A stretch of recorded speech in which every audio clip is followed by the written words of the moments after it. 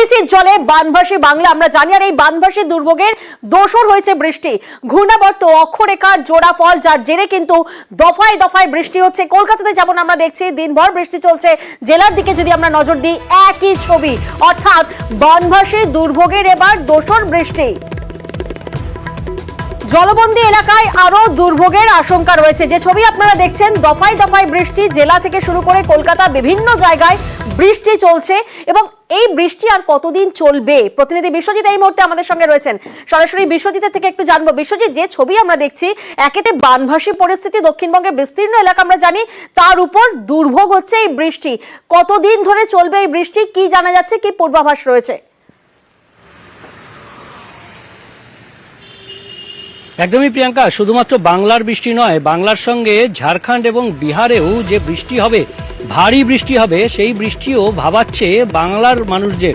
কারণ যারা বানভাসী রয়েছেন তারা এই যে বৃষ্টি হচ্ছে, সেই বৃষ্টির জেরে যেমন নদীর জলস্তর বাড়বে, নতুন এলাকা প্লাবিত হবে, তেমনি যদি আবার ঝাড়খণ্ড এবং বিহারে অতিবৃষ্টির ফলে আবার জলাধার থেকে জল ছাড়তে হয়, তাহলে একরকম সেই বানভাসী মানুষের দুর্যোগ আরও বাড়বে, দুর্ভোগ আরও বাড়বে। ইতিমধ্যে আবহাওয়া দপ্তর যে পূর্বাভাস দিচ্ছে তাতে ঘূর্ণাবর্ত এবং অক্ষরেখার জেরে যে বৃষ্টি রয়েছে, দক্ষিণবঙ্গে আজ দিনভর সেই বৃষ্টি হবে। ভারী বৃষ্টির সম্ভাবনা রয়েছে পশ্চিমের বেশ কয়েকটি জেলাতে, এবং দিনভর এক নাগাড়ে বৃষ্টি হবে উপকূল এবং উপকূল সংলগ্ন এবং পশ্চিমের বেশ কিছু জেলাতে। তবে আজ বিকেলের থেকেই পূর্ব দিকের কিছু জেলাতে আবহাওয়ার কিছুটা উন্নতি হতে পারে। আগামীকাল থেকে আবহাওয়ার কিছুটা উন্নতি হবে, বৃষ্টির পরিমাণ অনেকটা কমবে দক্ষিণবঙ্গে। তবে উত্তরবঙ্গে বৃষ্টি হবে। শুক্রবার পর্যন্ত ভারী বৃষ্টির সতর্কতা রয়েছে, এবং আজ ভারী বৃষ্টি থেকে অতি ভারী বৃষ্টি, প্রবল বর্ষণ হবে জলপাইগুড়ি এবং আলিপুরদুয়ার, এই দুই জেলাতে সবথেকে বেশি। এছাড়াও দার্জিলিং, কালিম্পংয়েও ভারী থেকে অতি ভারী বৃষ্টি, এবং উত্তরবঙ্গের সব জেলাতেই ভারী থেকে অতি ভারী বৃষ্টির সতর্কতা আজ থাকছে। আগামীকালও ভারী বৃষ্টির সম্ভাবনা উত্তরবঙ্গে থাকবে। তবে দক্ষিণবঙ্গে আজও ভারী বৃষ্টি, পশ্চিমের জেলাগুলিতে এক নাগাড়ে বৃষ্টি চলবে বেশ কিছু জেলাতে, এবং আগামীকাল থেকে বৃষ্টির পরিমাণ কিছুটা কমতে পারে, এমনটা ইঙ্গিত আবহাওয়া দপ্তরের। আর অন্যদিকে যদি আমরা ঘাটালের দিকে নজর রাখি, জল বিপদের মাঝেই চিন্তা বাড়াচ্ছে বৃষ্টি। এখনো জলমগ্ন পরিস্থিতি ঘাটালের বিস্তীর্ণ এলাকা, যে ছবি আপনাদেরকে দেখাচ্ছে, আর তার উপরেই কিন্তু চিন্তা বাড়াচ্ছে বৃষ্টি। এলাকাবাসীর কপালে ভাঁজ, কারণ বৃষ্টি সকাল থেকে ভারী বৃষ্টির জন্য একেবারে সিঁদুরে মেঘ। যে ছবি আপনারা দেখছেন ঘাটালের ছবি, এখানে যাতায়াতের কিন্তু একমাত্র ভরসা হচ্ছে নৌকা। এখানকার যে সাধারণ মানুষজন, তারা কিভাবে এই পরিস্থিতি মোকাবিলা করছেন, সুকান্ত আমাদের সঙ্গে রয়েছেন। সুকান্ত, আমরা দেখেছি বানভাসী পরিস্থিতি ঘাটালে, এবং তার উপর এবার আবার দফায় দফায় বৃষ্টি হচ্ছে। সাধারণ মানুষজন, এলাকাবাসী কিভাবে এই পরিস্থিতি মোকাবিলা করছেন? দেখো প্রিয়াঙ্কা, এখনো বেশিরভাগ মানুষই কিন্তু তারা নৌকো ডিঙি করে চলছে, পারাপার করছেন। কারণ গ্রামীণ এলাকা, বিস্তীর্ণ এলাকা কিন্তু ডুবে রয়েছে।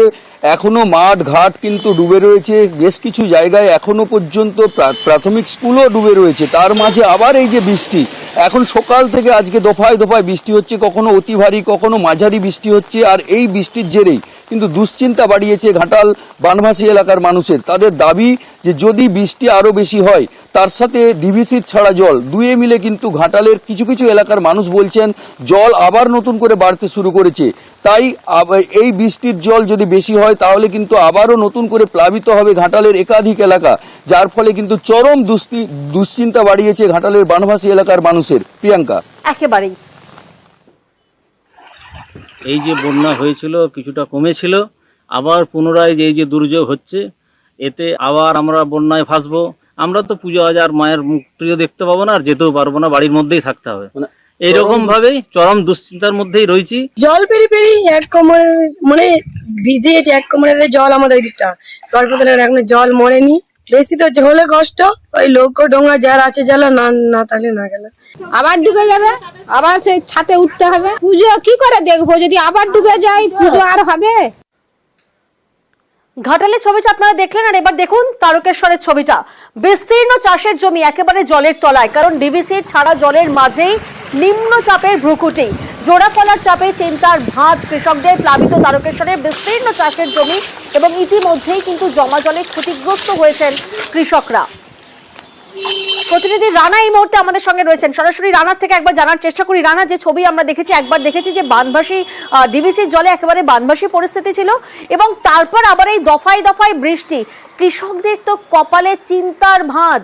কি বলছেন তারা, কিভাবে তারা মোকাবিলা করবেন? সামনে তো আবার দুর্গাপুজো রয়েছে। একদমই তাই। দেখো প্রিয়াঙ্কা, একদিকে যেমন ডিবিসি ছাড়া জলে যেমন তারকেশ্বর ব্লকের বিস্তীর্ণ এলাকা, কেশবচক, কাঁড়ারিয়া, নচিপুর, বিভিন্ন তোমার এলাকা মাঠের পর মাঠের ফসল কিন্তু নষ্ট হয়েছে। ইতিমধ্যে ধান কিন্তু পচে পুরো জলের তলায়। পাশাপাশি জানিয়ে রাখি, এই যে দুদিন ধরে নিম্নচাপের যে বৃষ্টি, তাতে আরও কিন্তু চিন্তার ভাঁজ কিন্তু কৃষকদের কপালে। কারণ একদিকে যেমন তাদের চাষের ফলনে ফসলে মার খেয়েছে, কোনো দাম তারা পায়নি, টোটাল তারা পকেট থেকে টাকা খরচা করে যে চাষ করেছিল কাঁচা সবজি থেকে তোমার ধান, সেগুলো সব জলের তলায় নষ্ট হয়ে গেছে।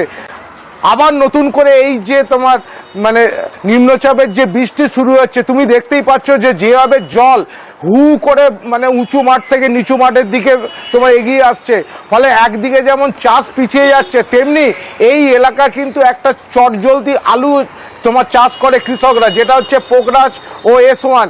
এই ধরনের আলু চাষে কিন্তু প্রায় 2 থেকে আড়াই মাস পিছিয়ে যাবে বলে চাষিদের আশঙ্কা। তার কারণটা হচ্ছে, যেহেতু অগ্রাণের এই শেষে তারা এই আলু চাষ করে, কিন্তু যে হারে জল, যে হারে বৃষ্টি শুরু হয়েছে, তাতে কিন্তু আলু চাষ আরও পিছিয়ে গেলে কিন্তু পরবর্তী কালে যখন কৃষকরা আলু চাষ করবে, সেই চাষ কিন্তু ফলনের ক্ষেত্রে তারা মার খাবার আশঙ্কা প্রকাশ করছে। চরম আতঙ্কে, আশঙ্কায় রয়েছেন কৃষকরা, বোঝাই যাচ্ছে। মাঠে যে অবস্থা দাঁড়িয়েছে, যে এখনো মাঠ থেকে জল বেরোয়নি, শেষ হয় না। ধান তো সমস্ত নষ্ট হয়ে গেছে, সমস্ত সবজি নষ্ট হয়ে গেছে। আগামী দিন যে আলু চাষ, যে আমরা কপি চাষ করব, সেটাও হবে কিনা সেটা চিন্তা ভাবনার ব্যাপার আছে, কারণ জল জমি থেকে শেষ হচ্ছে। হ্যাঁ, এবার আমাদের খুবই দুরবস্থা। সরকার যদি কিছু চিন্তা ভাবনা করে, আগামী দিন আমরা বাঁচবো, নাহলে আমাদের হাতে পায়ে বিষ খাওয়ার মতন অবস্থা এসে যাবে। একের পর এক ছবি আপনাদেরকে দেখাচ্ছি। ডিভিসির ঝাড়া জলে বানভাসী দক্ষিণবঙ্গের বিস্তীর্ণ এলাকা। চড়াসুর মুখ্যমন্ত্রীর এরকম পরিস্থিতিতে আমরা দেখেছি যে ডিভিসি থেকে 2 আধিকারিক তারা পদক্ষেপ করেন, আর এরকম একটা পরিস্থিতিতে এবার রাজ্যের মন জয় ডিভিসির কর্তাদের। কি না, মুখ্যমন্ত্রীর ত্রাণ তহবিলে বন্যা ত্রাণে একদিনের বেতন ডিভিসির কর্মীদের। বন্যা ত্রাণে একদিনের বেতন ডিভিসি কর্মীদের মুখ্যমন্ত্রীর ত্রাণ তহবিলের টাকা দেওয়ার সিদ্ধান্ত। রাজ্যের মন জয়ে এবার ডিভিসির উদ্যোগ। আর এখানেই তো একটা প্রশ্ন উঠছে, এবার কি ঘুর পথে ক্ষতে প্রলেপ দেওয়ার চেষ্টা? আর এই নিয়েই তো শুরু হয়ে গেছে রাজনৈতিক চর্চা। শোনাবো। মুখ্যমন্ত্রীর তহবিলে এক দিনের বেতন দিয়ে কার্যত তার একটা অবৈজ্ঞানিক, অবাস্তব, অপরিকল্পিত, প্রতিহিংসার ভ্রান্ত রাজনীতির বিরুদ্ধে প্রতিবাদ জানিয়েছেন। ডিভিসির যে মর্যাদা, তার প্রতিষ্ঠা, তার নির্দিষ্ট ব্যাপ্তি, সেটাকে কার্যত অস্বীকার করেছিলেন মুখ্যমন্ত্রী। তাই তারা একদিনের বেতন দিলেন এবং তার সঙ্গে এটাও জানিয়ে দিলেন যে ডিভিসি সময় জল ছাড়বে।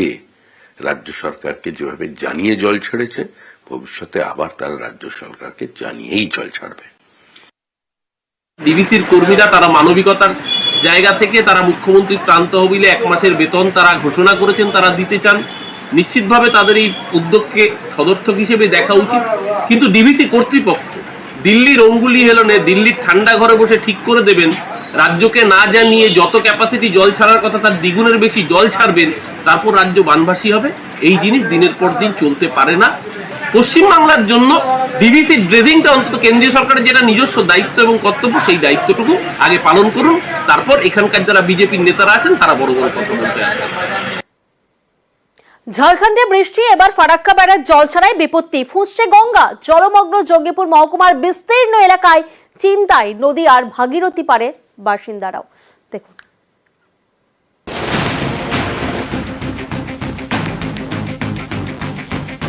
ঝাড়খণ্ডে ভারী বৃষ্টি, কয়েকদিন আগে ডিভিসি ছাড়া জলে ভাসে দক্ষিণবঙ্গের বিস্তীর্ণ এলাকা। এবার ফারাক্কা ব্যারাজ জল ছাড়ায় বিপত্তি। বুধবার 13,50,000 কিউসেক জল ছাড়ে ফারাক্কা ব্যারাজ কর্তৃপক্ষ। এর জেরে মুর্শিদাবাদে ফুঁসছে গঙ্গা। জলমগ্ন জঙ্গিপুর মহকুমার 4টি ব্লকের বিভিন্ন এলাকা, কোথাও রাস্তায় জল, কোথাও বাড়িতে জল। আতঙ্কে নদী পাড়ের বাসিন্দারা। জল ঢুকে যাচ্ছে, আমাদের যেগুলো বাড়ির পাশে বাড়িগুলো ডুবে গেছে, এরা বলছে খুব আতঙ্কতে, আমাদের সাপ, নদীর পাশে যে পাথরগুলো ছিল, পাথর থেকে যে সাপগুলো ছিল উঠে গেছে। यूपी, बिहार, नेपाल, हिमाचल प्रदेश, ये सारा पानी वहाँ से गंगा में आता है। तो ये लास्ट पॉइंट है फरक्का बैरेज, इसके बाद तो 14 किलोमीटर के बाद तो बांग्लादेश में है। तो जो भी पूरा कैचमेंट जो है, जितना भी है पूरा गंगा का सारा इससे पानी आ जाता है। फ्लड का कोई चांस नहीं है? नहीं, अभी नहीं है। সম্প্রতি টানা বৃষ্টিতে জলমগ্ন হয়ে পড়ে নদিয়ার শান্তিপুর, কল্যাণী সহ বিভিন্ন জায়গা। ডুবে যায় রাস্তা, জল জমে চাষের জমিতে, সেই জল এখন নামছে। এরই মধ্যে জল ছেড়েছে ফারাক্কা ব্যারাজ কর্তৃপক্ষ। নতুন করে আতঙ্কে ভাগীরথী পাড়ের বাসিন্দারা, চিন্তায় কৃষকরা। এখন অনেক সমস্যা হতে পারে, আবার যে ধানগুলো আছে সেগুলো মারা যাবে, অল্প অল্প বেঁচে আছে সেগুলো মারা যাবে। ভয় এখনো অনেক আছে, আবার নতুন করে ধান ফসল সব নষ্ট হয়ে যাবে। কল্যাণীর কাঁচরাপাড়া গ্রাম পঞ্চায়েত। কয়েকদিন আগে বৃষ্টিতে এখানকার চর যাত্রা সিদ্ধি ও চর যদুবাটির মাঝে কাঠের সেতু ভেঙে যায়। তারপর থেকে নৌকোয় পারাপার। ফারাক্কা ব্যারাজ জল ছাড়ায় উদ্বেগে এখানকার বাসিন্দারাও। কাঠের ব্রিজে তো একদম আমাদের যোগাযোগ কল্যাণী যোগাযোগ ব্যবস্থা একটাই ছিল, সেটা হলো কাঠের সেতু। আমাদের ওটাও পুরো মাঝখান দিয়ে ভেঙে 2 টুকরো হয়ে গেছে, যোগাযোগ ব্যবস্থাটা এখন বন্ধ আছে। আর আবার যদি নতুন করে এরকম হয় তাহলে তো আর কোথাকার থাকার মতো পরিস্থিতি থাকবে না। আমাদের ভাগীরথীতে যে ওয়াটার লেভেল আছে সেটা ডেঞ্জার লেভেলটা টাচ করেছিল, তখন কিন্তু জেলা প্রশাসনের হিসাবে আমরা প্রস্তুত ছিলাম। নবদ্বীপে কিছু যে গ্রুয়েল কিচেন এবং কিছু যে ছোটোখাটো রিলিফ মেটেরিয়াল আছে সেগুলো আমরা প্রোভাইড করেছি। ফার্দার যদি কোনো রকম এরকম সিচুয়েশন যদি অ্যারাইজ করে, সেটার জন্য আমরা প্রস্তুত আছি। নিউজ 18 বাংলা।